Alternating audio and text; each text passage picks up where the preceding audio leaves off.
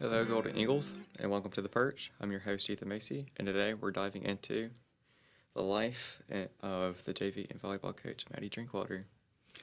Can you describe your overall coaching philosophy? So basically, I feel that hard coaching is necessary in order to, you know, make these girls successful Yeah, on and off the court, but also loving them through everything. definitely. How do you continue your own professional development as a coach, and what previous coaching experiences have best prepared you for this role? So I originally went to college in South Carolina. I went to Coastal Carolina, and then I ended up graduating in 2020, and I stayed in the state for 4 years, and I coached at a high school called Georgetown High School. So I already had 4 years of head coaching experience under my belt before I got here. But I am continuously researching all the time, whether that's new drills, new techniques, just anything that I can do to broaden my knowledge of the sport and potentially, help my team and players get to where they need to be.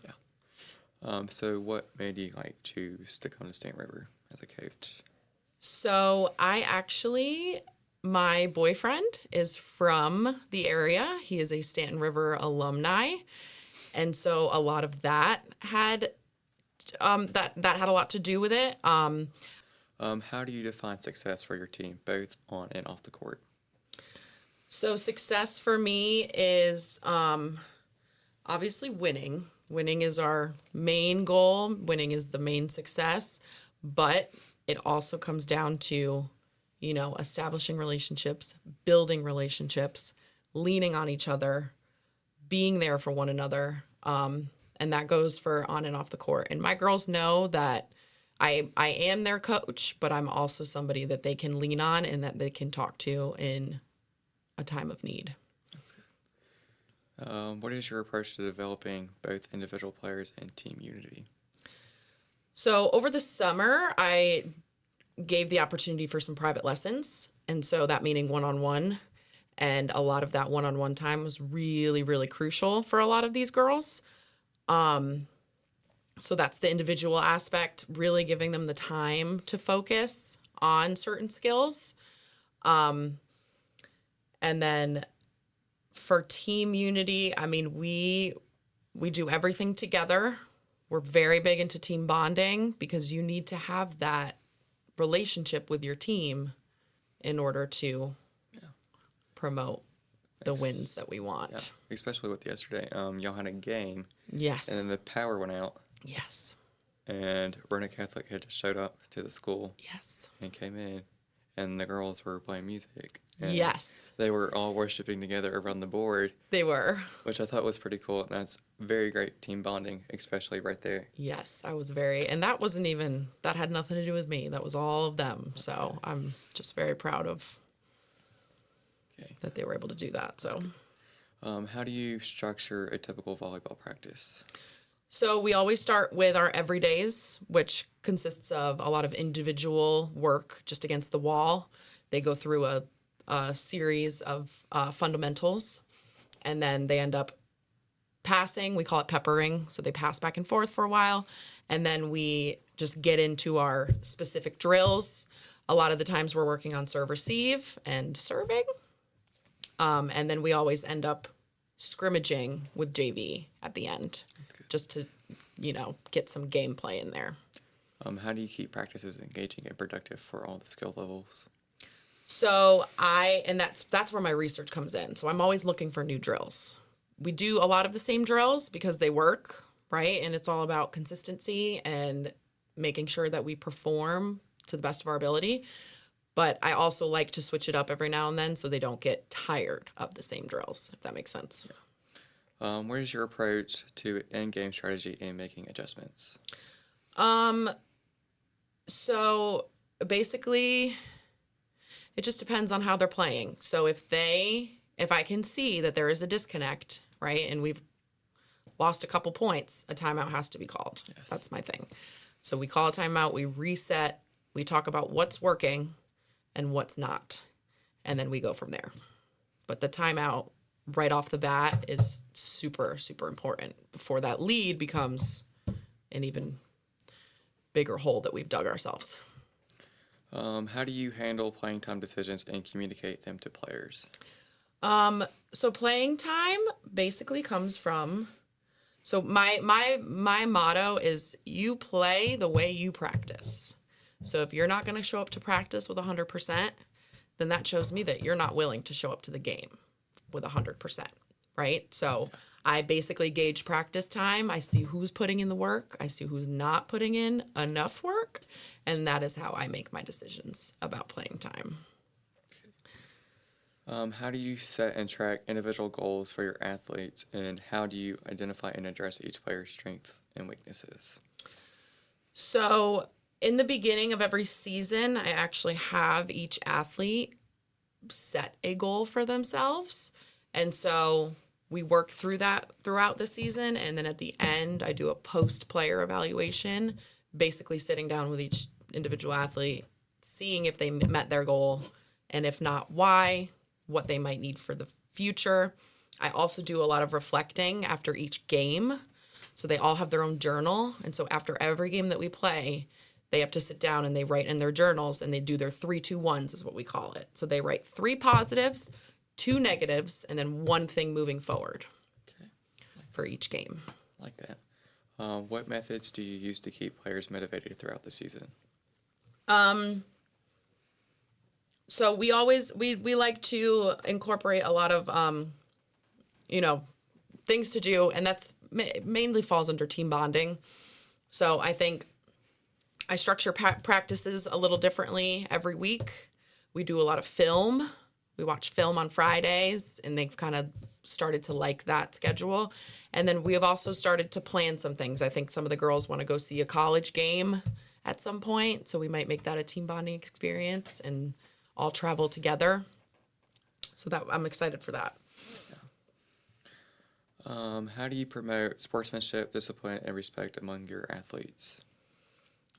So basically, they know that if they're a part of my team and if they're on my court, that they have to be respectful. They have to show good sportsmanship, because that is my goal. Is if you're going to represent Staunton River, you need to represent it appropriately in the right way. And so I really hold them to that. And I mean, we have no issues. I have amazing girls. All of them are respectful. And it's really just setting that bar right from the start. And so that's kind of my conversation to the parents during our parent meeting. How do you build trust and rapport with your players? Like I said before, I always tell them that, yes, I'm your coach, but I'm also here for you no matter what. So volleyball related or not, I am a go-to person that you can come and talk to whenever you need to. If you need help with something, anything. And so I have a lot of players that do come and visit me in my classroom in the mornings just to check in, just to say hi.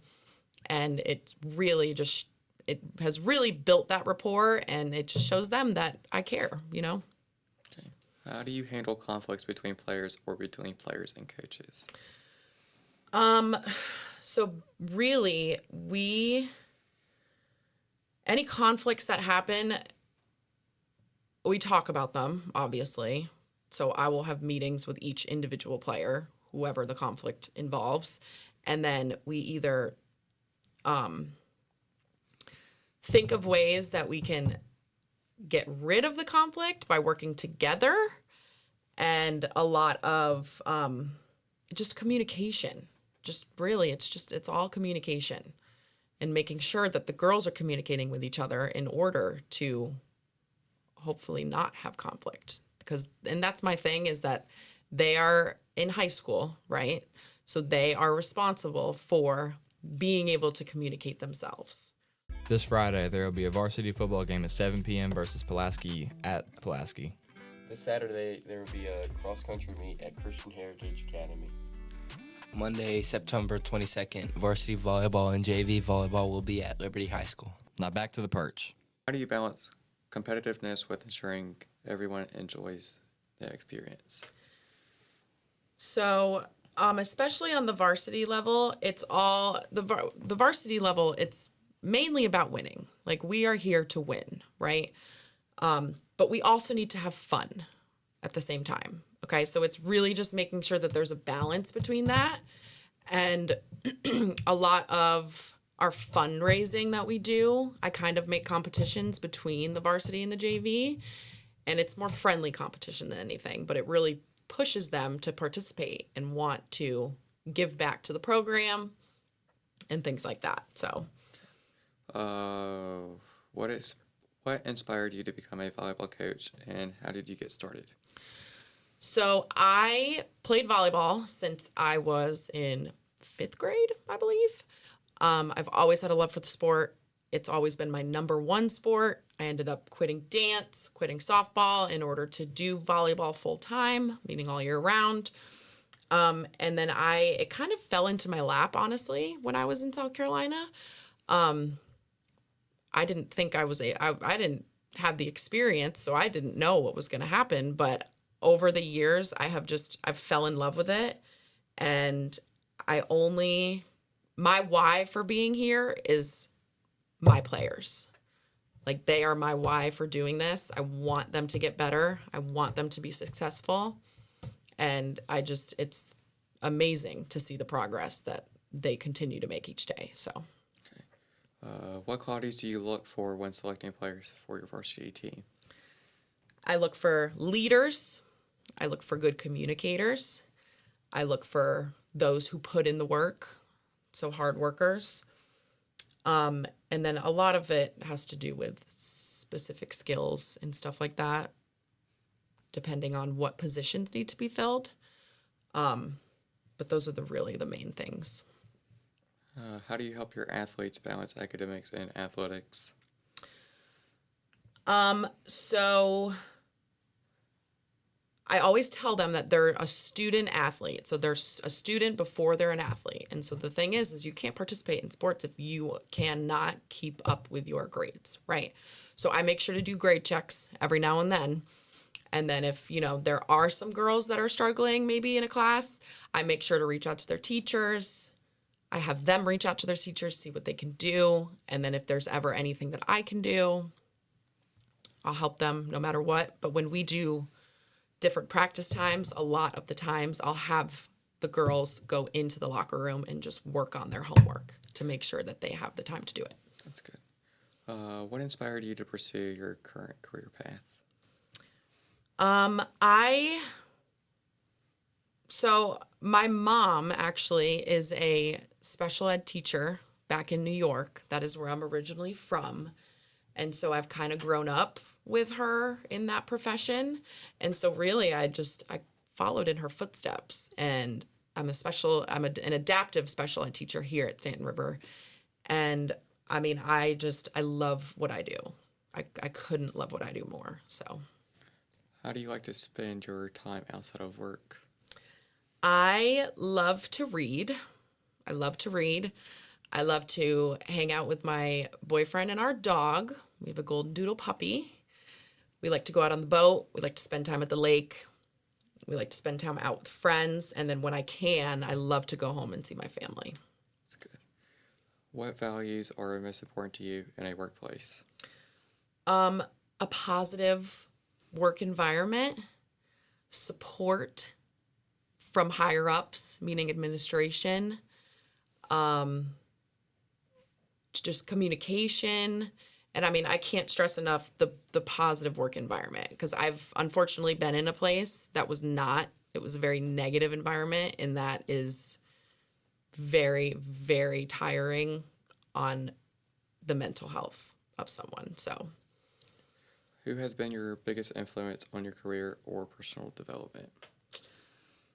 Definitely my mom. Definitely my mom. She has taught me so much. I've learned so much from her over the years. And I mean, still to this day, we talk every single day, and she still gives me new ideas to use in my classroom. She still helps me, get through conflict and all of that stuff. So she is my rock through it all. So that's good. So the important question we all have, especially with the parents, especially at the games, I actually hear this a lot, especially being there. They all wonder why you throw the clipboard on the ground when the girls make the wrong moves. Yes, so that's my thing. I'm known for breaking clipboards, and all I can really say is that I care so much. That is my thing. I care so much, and I know what these girls are capable of. I know the potential that they have, and so when they're not performing to their highest potential, that's when it pains me to watch. And so yes, sometimes the clipboard will slip. Sometimes it breaks, sometimes it shatters. And I work on that. I'm trying to work on that, but I need to show my girls that I am here for them. I'm in it just as much as they are, and that sometimes they just need to know that they need to play better, because this isn't who they are. So. Well, I want to thank you for letting us interview you. Absolutely. And that concludes this episode of The Perch. And join us next week when we discuss random topics.